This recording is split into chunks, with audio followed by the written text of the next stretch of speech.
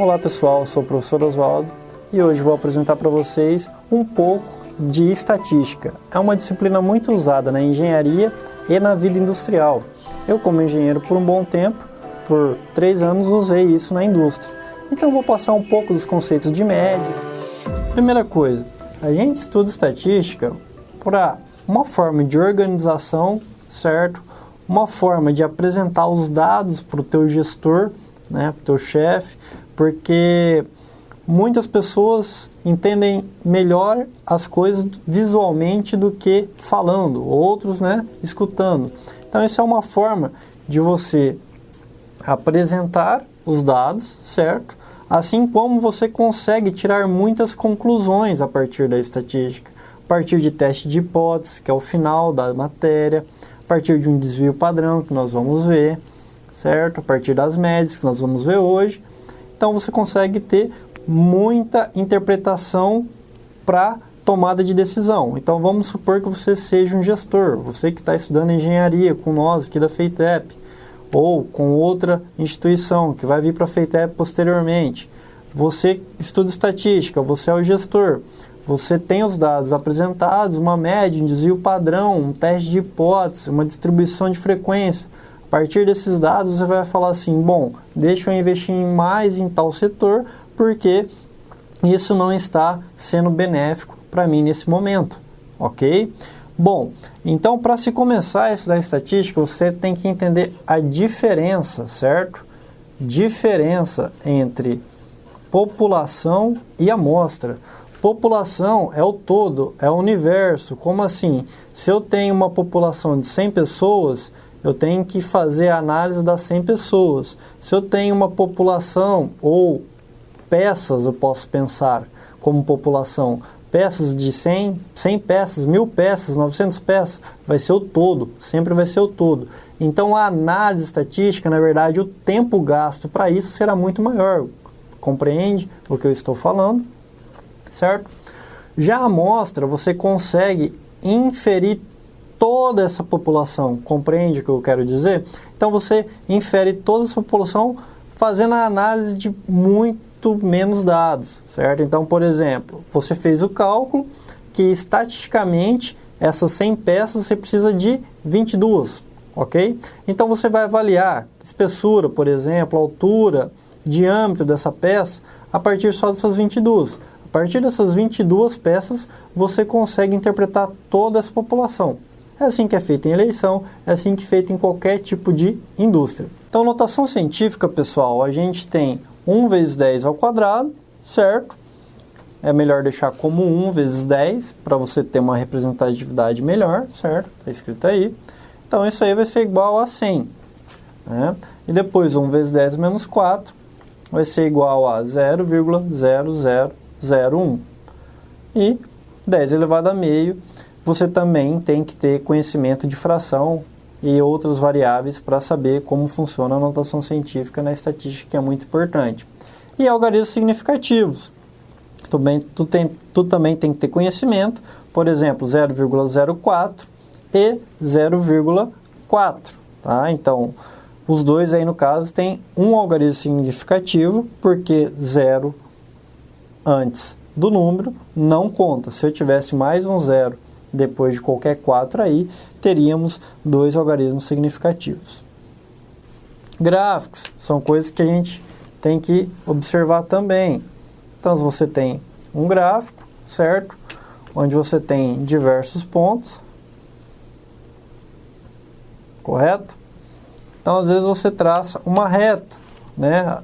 Tem que saber a função. Isso aqui é uma função de x, certo? Você pode ter outros tipos de função. Isso aqui é uma função linear, correto? Bom, então você tem que saber esses conceitos básicos para estudar estatística, né? Algarismo significativo, notação científica, gráfica, dentre outros. Bom, até o momento tudo bem, pessoal? Então, continuando, distribuição de frequência, certo? Distribuição de frequência, nós temos, por exemplo, a altura e o número de estudantes em cada altura. Então, a gente faz esse intervalo, certo, de alturas, justamente para que você consiga interpretar melhor os dados. Então, por exemplo, de 151 a 158, fazendo uma média deles, ou seja, isso mais isso dividido por 2, dá 154,5. Então, no ponto 8, certo? Aqui é o ponto 8. Nós vamos ter essa barra aí. Já para 18, fazendo a média, nós vamos ter a barra no ponto central 62,5, certo? Que é a média desses dois. Iremos ter essa barra aí. Tá? Para 42, vai passar um pouco aqui, certo? Iremos ter essa barra. E assim sucessivamente. Para que fazer a distribuição de frequência? Né? É uma outra forma de interpretação dos dados, correto? Você pode pegar e mostrar para o teu gestor, no caso, essa forma de dados. Ele vai falar assim, bom, aonde eu tenho o maior número de alunos, maior altura, certo? Qual é o ponto central deles, pessoal? Bom, o ponto central seria aqui. Como assim? Ou seja, eu tenho de um total de alunos, certo? Eu vou ter 42 desse total que tem uma média de altura de 170,5. Ou seja, se eu for projetar cadeiras, se eu for projetar qualquer móvel, eu ia pegar pela média, concorda comigo? Se eu for fazer uma generalização dos meus dados, certo? Deu para entender? Bom, partindo-se para a média, então a média ela pode ser dada de forma aritmética ou ponderada. A aritmética é quando eu tenho simplesmente uma variável. Por exemplo, x1 tem 3 dados, certo? Vou fazer a soma desses 3 e dividir por 3. Se eu tivesse 4, ia adicionar um 4 termo aqui e ia dividir por 4. E assim sucessivamente. Por isso que a gente representa como somatório de x, certo? A mesma coisa serve para a média ponderada. Ou seja, W1, que seria uma variável 1 vezes x1, mais a variável 2x2, mais a variável 3x3, certo? Dividido pela somatório de W total, que seria W1, W2 mais W3.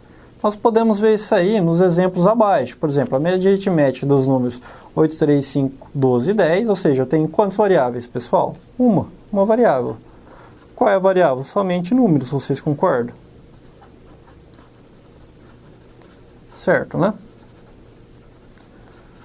Ou seja, a média vai ser igual ao somatório de x sobre n, que vai ser igual a 8, mais 3, mais 5, mais 12, mais 10, dividido por 5, né? Beleza? Isso é igual a 7,6.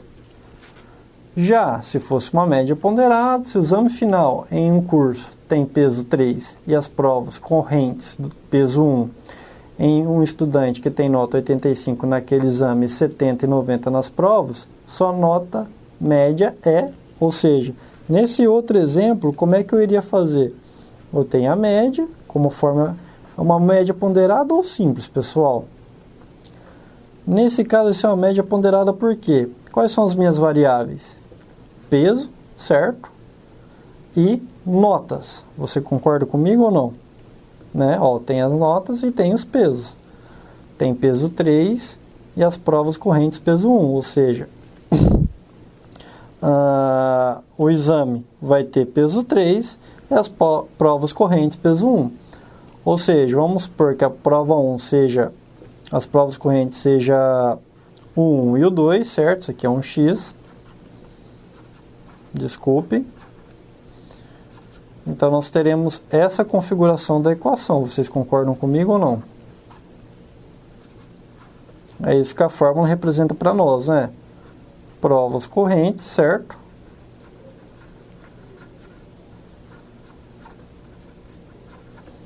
E exame. Beleza? Então, a minha média, nesse caso, ia ficar como, meus amigos? Ia ficar 1 vezes 70, certo? É uma prova corrente ou não é? Mais 1 vezes 90, Ou seja, esses dois valores aqui, como eu acabei de mencionar a vocês, certo? Mais 3 vezes 85, dividido por 1 mais 3. Ou seja, 415 sobre 3, isso é igual a 83. Ou seja, a minha média final foi 83. Mais informações, acesse o nosso canal no YouTube.